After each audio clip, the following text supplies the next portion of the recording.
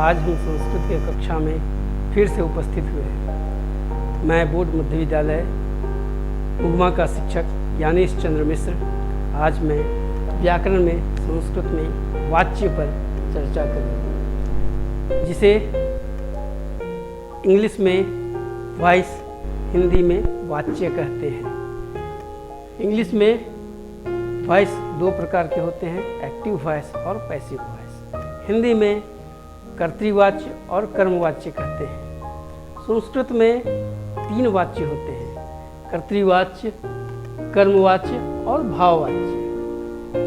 इन्हें विभाजित करने के लिए क्रिया की आवश्यकता पड़ती है। क्रिया दो प्रकार के हैं, अकर्मक और सकर्मक। संस्कृत में दो क्रियाएं होती हैं, अकर्मक और सकर्मक। अकर्मक क्रिया उनको कहते हैं जिनमें कर्म नहीं लगता है, कर्म क्रिया के साथ ही सन्निहित होता है, जैसे हसति, विकसति इत्यादि। सकर्मक क्रिया उन्हें कहते हैं जिनमें कर्म अलग से दिखता है, जैसे बालकः क्रीडति, कंदुकम क्रीडति। क्रीडति के साथ कंदुकम, कंदुकम क्रीडति, ऐसा होता है। तो पहले हम कर्तृवाच्य पर ही चर्चा करेंगे। कर्तृवाच्य में का एक उदाहरण लेते हैं, बालकः पुस्तकम पठति।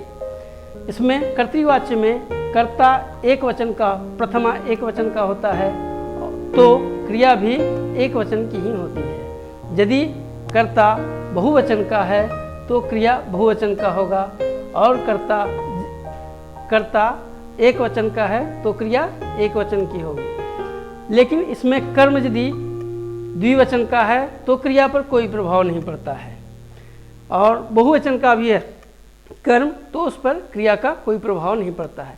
कर्ता के अनुसार ही क्रिया होती है। इसको इस तरह से भी हम समझ सकते हैं, बालकः को एक लिखेंगे, क्रिया को भी एक लिखेंगे, पुस्तकम दो। और कर्तृवाच्य में कर्म द्वितीय विभक्ति की होती है।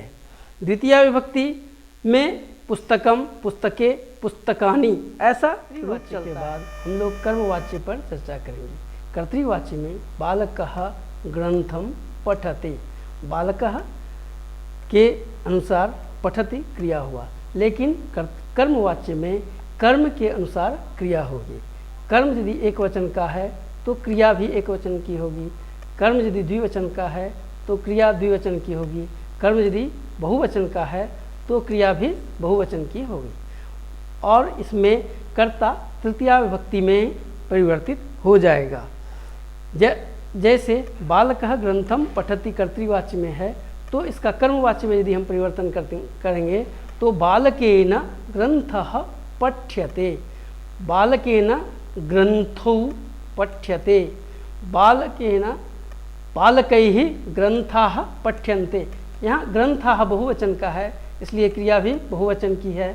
और यहाँ द्विवचन की का कर्म है, जैसे ग्रंथौ तो पठ्यते द्विवचन का हुआ, ग्रंथः एक वचन का है, इसलिए क्रिया एक वचन की है। इसमें कर्ता के अनुसार क्रिया नहीं होगी, इसमें कर्म के अनुसार ही क्रिया होगी। मूल धातु के साथ, पठ मूल धातु है, उसके साथ य और ते प्रत्यय लगते हैं, पठ्यते ऐसा रूप बनता है। कर्तृवाच्य में कर्ता को इस उदाहरण से समझा जा सकता है। कर्ता पिता है और क्रिया पुत्री है। पिता कर्तृवाच्य में पिता जैसा कहता है वैसा पुत्री करती है, लेकिन कर्मवाच्य में मान लीजिए पुत्री की शादी हो जाती है तो कर्म के साथ शादी हो गई, तो कर्म जैसा होगा वैसा क्रिया होगी। कर्म यदि एक वचन का है तो क्रिया भी एक वचन की होगी, कर्म यदि द्विवचन का है तो क्रिया भी द्विवचन की होगी, कर्म यदि बहुवचन का है तो क्रिया भी बहुवचन की होगी। यह पिता पुत्री का संबंध हुआ। पिता पुत्री के संबंध को से इसको ज़्यादा अच्छा से समझ सकते हैं। अब आते हैं हम लोग भाववाच्य पर।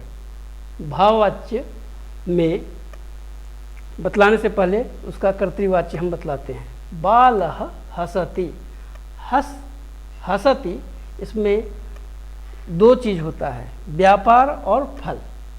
व्यापार आश्रय, व्यापार आश्रय कर्ता, फलाश्रय कर्म, कर्म यहाँ पर तो है ही नहीं, कर्म बालह में ही सन्निहित है। कर्म का फल बालह जैसे हंसता है तो उसका मुंह लाल हो जाता है, यह कर्म बालह में ही सन्निहित है।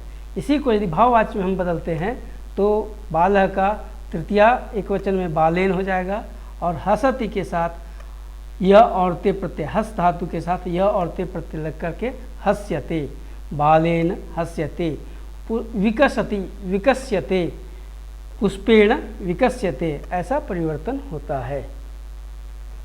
क्योंकि इसमें कर्म अलग से दिख नहीं रहा है।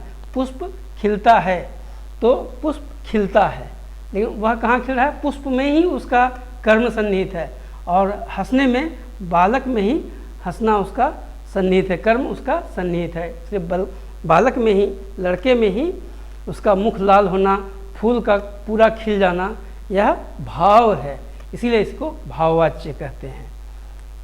एक मिनट,